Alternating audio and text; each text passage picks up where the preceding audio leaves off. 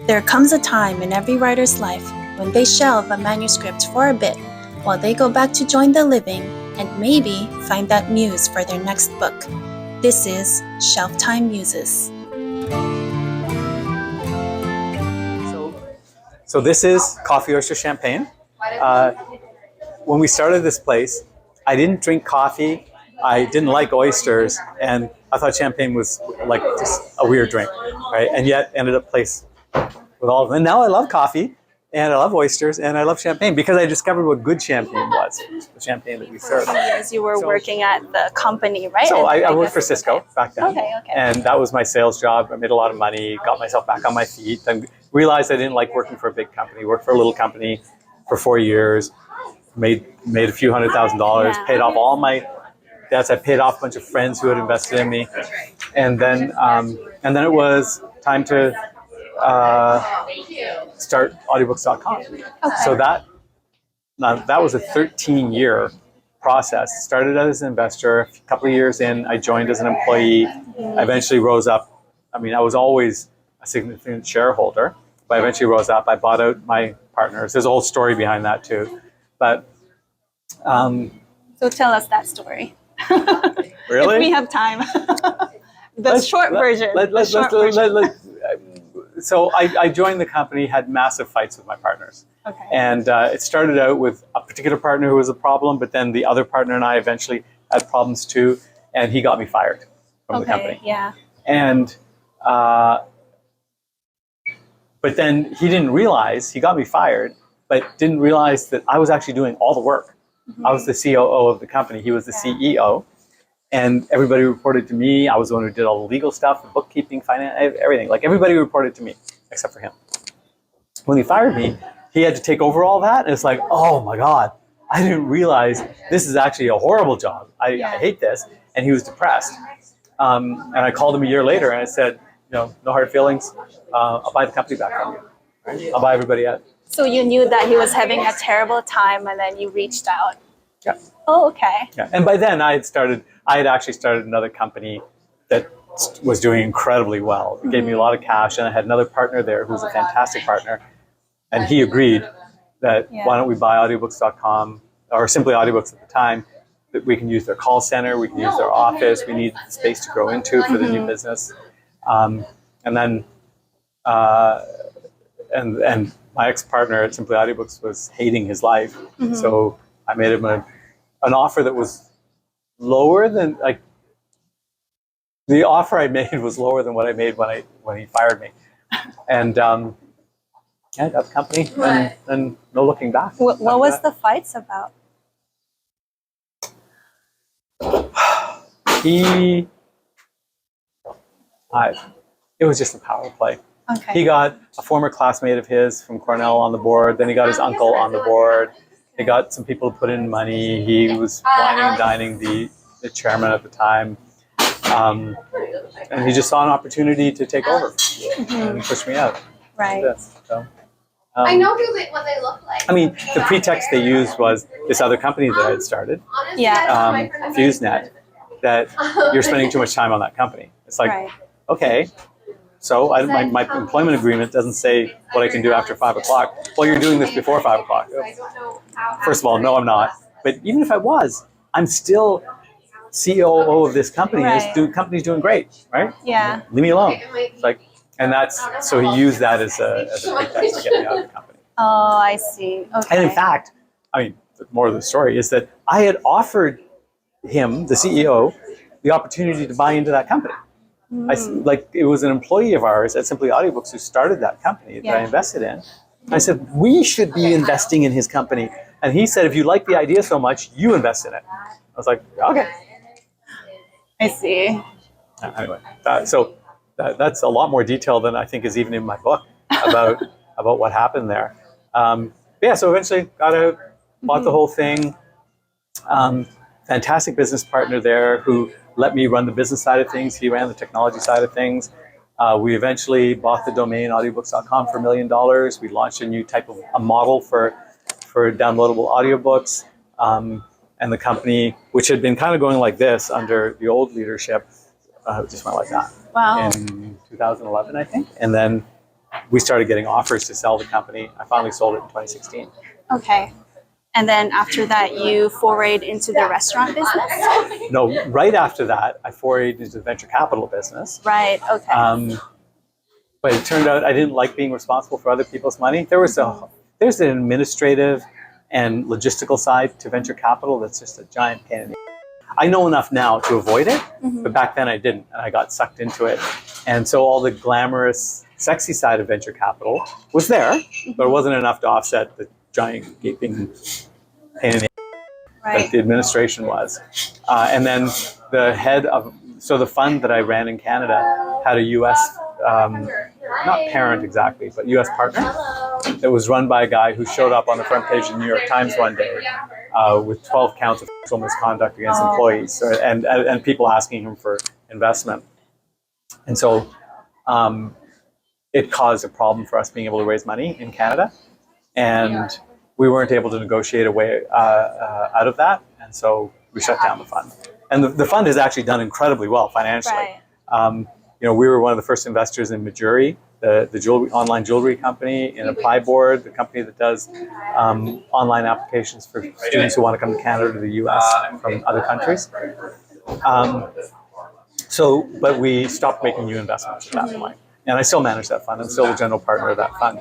But when we shut it down, so this was like a year later, summer of 2017, now what am I going to do? I was sitting on a mountain of cash from having sold Audiobooks.com. Before that, as a VC, how do you determine which companies you want to invest? That's a whole science and art and everything. I mean, that's an entire interview on its own, how you determine that. But I can tell you that what I learned along the way is having the opportunity to invest in the best companies. Everybody knows what the best companies are. They won't let you invest in them because they know that they're the best companies.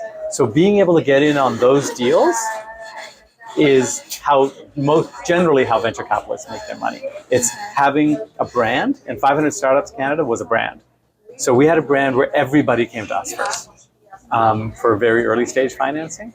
And Majuri, they could have eventually raised their money from anywhere, but they took our check because our check meant it was safe for other people to put in their checks.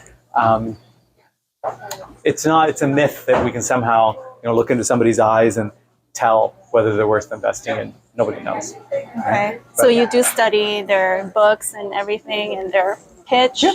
Okay. Yeah. I mean, the thing is, we get to watch them go through accelerators, the 500 Startups Accelerator or another accelerator. We have, the way we used to describe it is, most investors, angel investors, they're looking at a snapshot of a company. We get to watch the video, right? Okay. And we judge based on 3 months of history of watching the company detail, getting into the books, advising them on whether we should invest in them. And it's still very, very early stage that we invest, but we were amazing at that. In fact, I would go so far as to say I'm still amazing at that. So, but there's a lot of art to it, and you can get sucked in by the charisma of a CEO, or by surface things, or by, hey, everybody wants in on this business. It's like, yeah, but that's not a good business. You can get sucked into it very easily. Right. But the successful VCs have all learned the same lessons. Right. So it's all pink and gold. It's nothing like what the venue was that inspired it, the bar from Sleep No More, which is more of a 1940s Hollywood glam bar. But we wanted to have an experience that was very different from the experience that we were trying to convey, but still a good experience. But the ideas for what to have here were like an ice cream shop, a gelato shop, a flower shop, like so many ideas that we went through until we settled on coffee roaster champagne. Okay, so you were saying you were thinking about what you were going to do next. Yeah, sure I am. I got some time on my hands, looking around, and my assistant at the time, a girl named Miriam, was in the film industry. She was like a producer. She wanted to be a producer in the film industry. And we had both seen this play in New York City called Sleep No More. And Sleep No More is this amazing immersive exhibit. Any chance you've seen it? No? No. So in New York City, you go in, there's 50 rooms in this giant warehouse, and you wear a mask as an audience member, and you're not allowed to talk. And you just stand in one of these 50 rooms. Like there's a psych ward, there's a check into a hotel. There's a little girl's bedroom, a candy store. Like there's all these 50 different rooms, and you just stand in a room and wait for actors to come in and act out a scene. And it's all there's no audio, right? They just act it out, and then they swirl off and go into a different room. You can run and follow them. And other people have done immersive things like this now, but back then this was new. Like nobody had ever seen anything like this. I'd seen it 5 times, and Miriam had seen it a couple of times, and I thought, my God, wouldn't it be amazing if we could bring that show to Toronto? Because what we ended up doing was recreating that original bar once we found out that it had been there, and it's called Etoile. And very quickly did the analysis that I have no idea. That is so far beyond anything I could do. And Miriam was just getting in this industry herself. It's like, what if we just took the bar? So one of the 50 rooms was this really cool 1940s bar. What if we just took the bar and brought that to Toronto, right? And make it an immersive experience, and we'll hire actors, and there'll be all these secrets happening, just like in the play. And that idea eventually became Coffee Oyster Champagne. And there's a lot more to this place than what anybody realizes from the outside. But it was meant to be an immersive theater performance. Oh. And it turned into a place, and this is something the original bar at Sleep No More doesn't do, is they don't have great drinks, they don't have great food. We have great drinks. Right? I think we did the whole thing right. So. And you also have another restaurant called Mart. Yes. Yeah, So, and it's a different concept. Different concept, South American fusion, like elevated South American food. It's much bigger, it's more elegant, but that wasn't my idea. That was something it was an asset that we thought we could buy out of bankruptcy. It used to be a Milestones, then it became in transit for 2 years, a Brazilian steakhouse, but the Brazilian steakhouse thing went bankrupt before they could ever launch. We bought the assets, and unfortunately we did it all going into COVID. So we had signed the lease, we had to open during COVID, and unfortunately then they shut us down, and we weren't allowed to get any of the government assistance because we had no revenue stream before COVID that we could point to and say our revenues went down. So Marked severely handicapped out of the gate. Coffee Oyster Champagne has been a smash success since the day we opened. Marked gets lots of people. We have a magnificent Saturday brunch too. But it's struggled because it's a larger venue. We have to fill the whole thing up, and COVID we lost all of our staff once, then we lost them all again, then we lost them all again, and what a mess. Right. But it's still running though, Yeah, it's still running, Yeah, and it's still popular, and it's doing well. In the summertime, its patio will be full, and it'll be doing great financially in the summertime as well. But I would say that's more my partner. So I have a partner in this business as well, Stephen Dacos.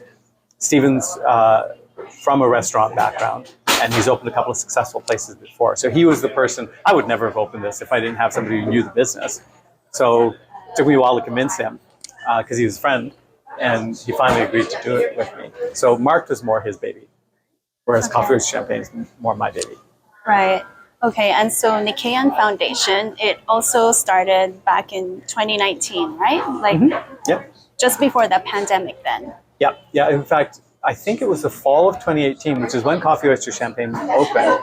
It was that fall that I was at a biohacking conference put on by another friend of mine. And a speaker at that conference was Robin Carhart Harris, who's at the time perhaps still the leading researcher in the space of psychedelic psychotherapy. He was at Imperial University in London, and he got on stage and said, we think psilocybin could be a treatment for eating disorders. And my daughter, unfortunately, suffers from eating disorder. And but so it got I was perked up and paying attention. And by the end of his presentation, I went down and talked to him and said, can I drive you to the airport tomorrow? And met him the next day. We talked for an hour on the way to the airport. I said, I'd like to come to London with my daughter to meet with you and meet with your team. And that, I wrote him $1.5 million check, and used that as the launch pad to create the Nikayan Foundation. Mm-hmm. Right. And so tell me more about the kinds of research that Nikayan does. Wow. I mean, so I mean, we fund other people to do research. So Toronto General Hospital has created a psychedelic psychotherapy treatment center that's part of a research program. So we funded that out of the gate. We funded the Imperial University's anorexia trial with psilocybin. We are funding USONA Institute in the US, their research into 5-MeO-DMT. And we funded a lot of other little projects along the way, but I would say those, I mean, we funded the MAPS, MDMA for PTSD trials as well. Right. And yeah, lots of things. We launched a storytelling project, which was, we realized that, psychedelics are going to be legalized, right? The research that we funded in the early days are going to make that happen. What we realize now is we need to get stories out there. People need to hear my story about how psychedelics helped me, or other people's stories, and that'll make them feel more comfortable about talking about their mental health, talking about their own trauma, and then perhaps seeking help, whether it's from psychedelics or some other form of therapy. It's really, there's too much stigma around mental health, and we need to solve that. And so lastly, do you think entrepreneurs are born or made? So when I took entrepreneurship in business school, our professor handed out a quiz on the first day. And there's 20 questions. And there's like, do you have what it takes to be an entrepreneur? Was the quiz, right? And there are 20 questions. The very first question was, is your mother or father an entrepreneur, right? And then it was like, how would you rate your risk tolerance? And it's like, what's your attitude towards money? Blah, blah, blah. We all hand it in, and the professor comes back and says, all right, that first question, is your mother or father an entrepreneur, is 80% of the answer. Wow. So it's not that they're born or made. It's that if you don't have a close relative, it doesn't have to be mother or father. It can be an aunt or a grandparent or something, but somebody who has dealt with the risk associated with being an entrepreneur. If you don't have somebody like that in your life, you're going to constantly be reminded, just get a job, get education, just, be secure, right? Don't take these wild ass risks. Don't go chasing waterfalls, right? I think everybody has a little bit of an entrepreneurial instinct in them. The question is whether it gets encouraged or not. My parents always encouraged my entrepreneurial activity, even at the worst of it. But I remember when I wanted to join Audiobooks.com and really become an entrepreneur again, my dad tried to talk me out of it. By then it was like, no, son, you've tried this a bunch of times. You are not an entrepreneur. Don't do this again. And third time lucky, I guess. But you do have a huge appetite for risk, because you kept trying no matter like how much you've experienced, right? Yeah, there was a huge appetite for risk. Unfortunately, I'll tell you, the mistake I made is after I sold the company and was sitting on some money, I kept on taking risks. And that was a mistake. It took me a couple of failures. And the problem was, initially I was taking these kinds of risks, like $100,000, $100,000, $100,000, and eventually paid off into this big outcome. The problem is, so now I was sitting on this, and so now my risks, instead of being like this, my risks became like that. And I lost a couple of them, and it's like, go back to taking little. If you feel like taking risks, just take the little risks. You don't need to take the big risks. Take the little risks, because I had enough money that I am financially independent. I don't have to worry about, so why the hell do I need more? And fortunately, psychedelics, people I hang out with, have all conspired to make me happy with what I have now. That's the mental state I'm in now.